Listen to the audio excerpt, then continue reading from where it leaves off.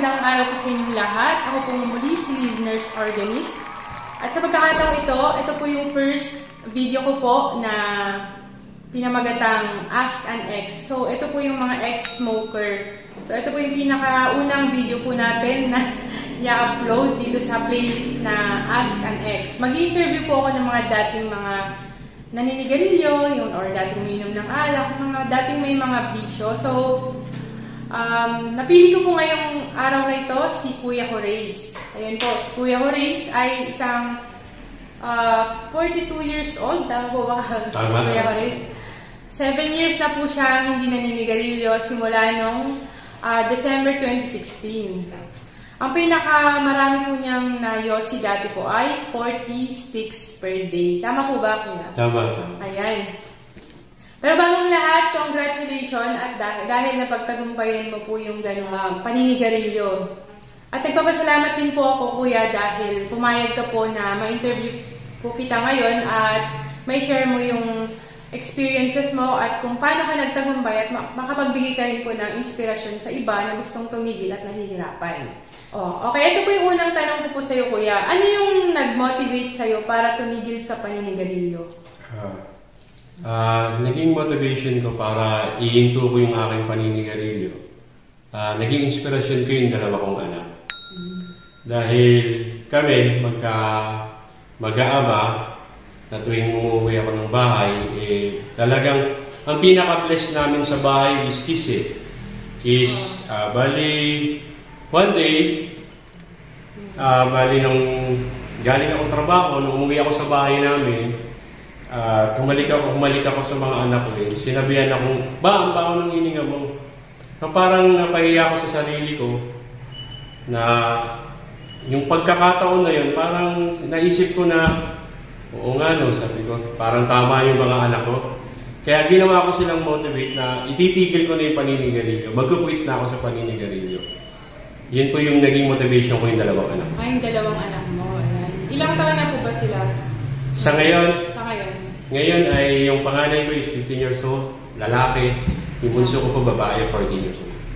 Paano po kayo nagtagumpay sa kagustuhan yung tumigil na sa paninigarilyo? Ang totoo, Liz, nahihirapan akong uminto dahil katulad nga ng sinabi ko kanina sa iyo, halos 40 sticks ako everyday ang yosi ko, Pero sinikap ko talaga at ginawa ko ang motivation yung mga anak ko at talagang kahit mahirap, ang totoo, nagkasakit ako, nagkaroon ako ng trangkaso, 2 weeks dahil talagang binigla ko yung paghinto ko ng yosi. Na ang bilin nga ng mga matatandang ng yosi, unti-untiin ko lang ang pag-alis. Pero ako binigla ko.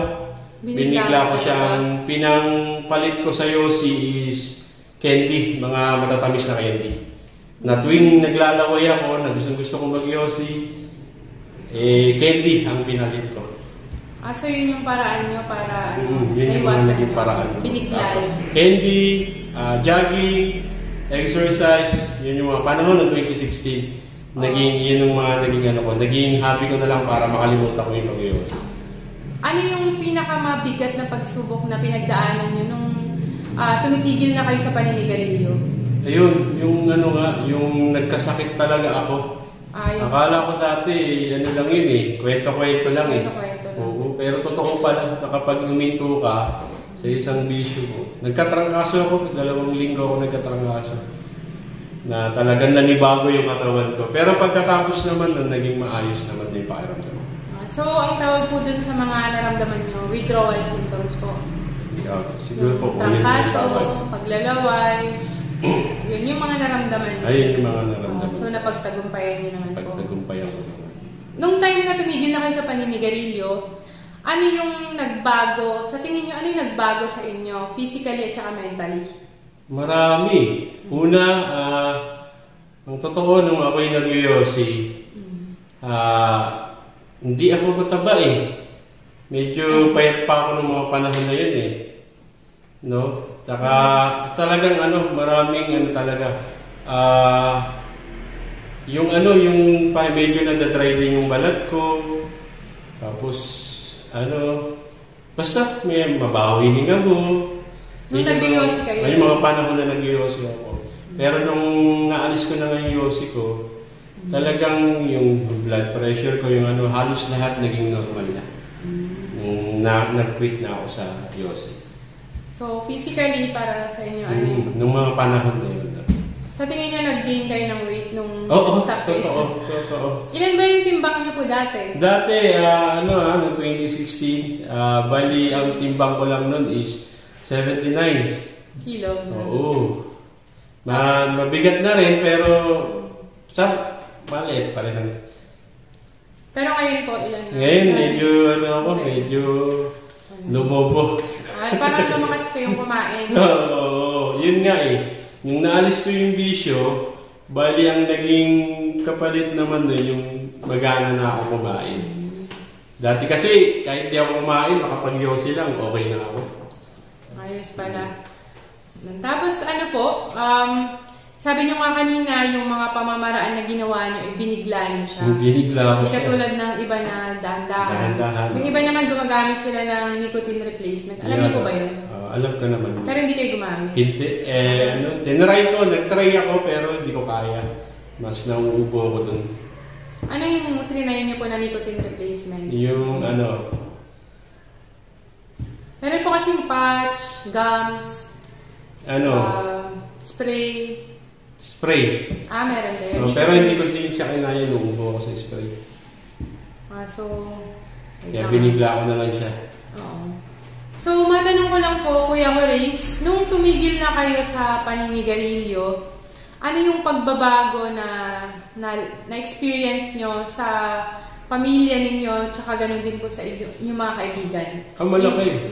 Malaki yung naging pagbabago. Bali, yung mga anak ko, yun nga, hindi na sila nagagalit sa akin, hindi na sila lumalayo sa akin dahil mabaho daw hininga ko na nung mga panahon ng 2016 na nahinto ko yung paninigarilyo ko, malilit pa sila nun eh. At talagang lagi nakayakap, lagi nakakiss sa akin dahil hindi na nga nila naaamoy yung ganung amoy na amoy sigarilyo. Malaki dahil naging lalong mas malalapit kaming mag-aama ng pamilya ko. Naging talagang masaya kasi magkakalapit-lapit kami.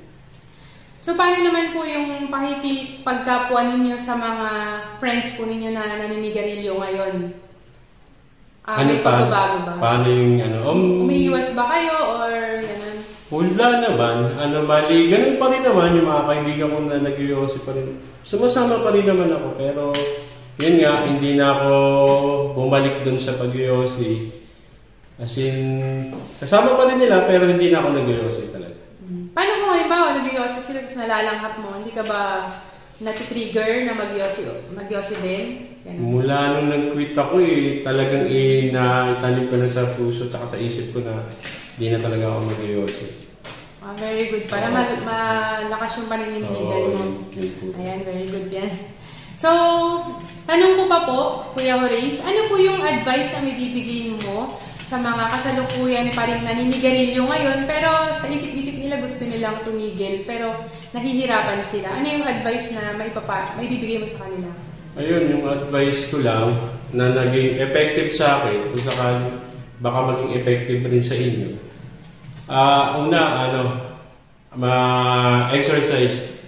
Exercise. Tapos yung pagganap ka ng hobby na babagay sa'yo. Katulad ng basketball, kung ano yung mga sports na bagay sa'yo, kung kinahihiligan ng sports, doon ka mag-focus. Tapos, tapos yun, disiplina lang sa sarili. Yun ang pinaka-importante. Kasi, disiplina talagang pinakamahalaga pagdating sa pag-iwas sa mga bisyo, ng katulad ng pag-iwas. Tama po yan, disiplina sa sarili. Yan kasi, sa sarili kasi nagsisimula yung pagbabago. Kahit na anong advice natin sa kanila, pero kung sila mismo ayaw tumigil, wala rin. Mahirap. Sila mismo dapat ang sabi nga, Liz, makatutulong sa'yo, kundi yung sarili mo rin eh. Tama. Kaya napakahalaga talaga ng pagdidisiplina sa sarili. Very good yan. So, pagdating namin po sa larangang pinansyal, ano yung mga pagbabago na masasabi mong nangyari sa'yo simula nung ikaw ay tumigil sa paninigarilyo? Malaki din eh. Kasi nung panahon namin, o panahon ng 2016, ang isang kahan ng sigarilyo is, hindi ako nagkakamali, 80 pesos na siya eh. No? Dalawang kahan na tinatawag na Pakete. dalawang pakete, ganun. Dalawang pakete is 160. Oh, Di ba? Ang laking bagay nun. Tuloy-tuloy yun. 160. Tuloy-tuloy yung paghinto ko. Isipin mo kung isi-saving ko si 160 sa loob ng isang buwan. Malaki. Magkano diba? yan? 160 times Mahigit 30. ano rin yun. Mahigit 3,000 na mahigit, di ba? Nasa 4,000 pa. Di yung pinangyosi mo na, di tulong mo na lang sa ibang bagay. Katulad ng mga kailangan natin pang araw-araw. Katulad ng pagkain, kung ano-ano pang mga kailangan doon sa bahay. Ganun. Nakatutulong yung 4,000 mahigit na yan. Tama. So, pwedeng halimbawa, gusto mong magpatayo ng bahay, kung sinave mo na sana yun, edi sana. Oo. Malaki na yun. Kasi malaki talaga. Kasi ako natuto akong mag-yosi. 14 years old ako eh. Minto ako. Ayaw nga. Nagsimula akong mag-yosi is 1995. Nag-stop ako ng 2016. Kung gaano kahaba yun. Kung magkano na hinagastos ko sa pag-yosi, napakalaking halaga na yun. Oo. Kung naipon ko yun, maraming bagay na akong mabibili. Halos nag-yosi pa lang kayo ng 19 years, tama ba? Oh, 9 years, higit pa 19. yata. Parang gano'n, no? Parang gano'n. Ibig sabihin, 19 times, sabi natin 80 pesos Sabi ko, 80 pesos. Di ba ang laki? Ang laki na sana ng savings mo, Kuya Reyes. Malaki. So, yun nga. Importante ba para sa'yo yung supportive na family member tsaka supportive friends? Halimbawa, sinabi mo sa kanila na gusto mo nang tumigil sa paninigarilyo. Gaano ka-importante yung pagkakaroon ng supportive na pamilya tsaka mga kaibigan? Malaki kasi kapag, diba, sinabi mo na kayo kung mag-supportahan ka ng mga anak mo, ng kaibigan. Malaking bagay, sobrang laki. At nakakatulong, malaking tulong. Kasi kapag diba, hindi supportive yung anak mo, yung kaibigan mo, kapag sinabi mong lolokohin ka lang eh. Hindi ka makagani. Aasarin ka lang, hindi ka makakapagpatuloy ka pa rin sa pag-iyosi. Hindi ka tulad ng pag-supportive yung mga anak mo, yung kaibigan mo. Lalo ka mamomotivate na ihinto yung paninigarilyo.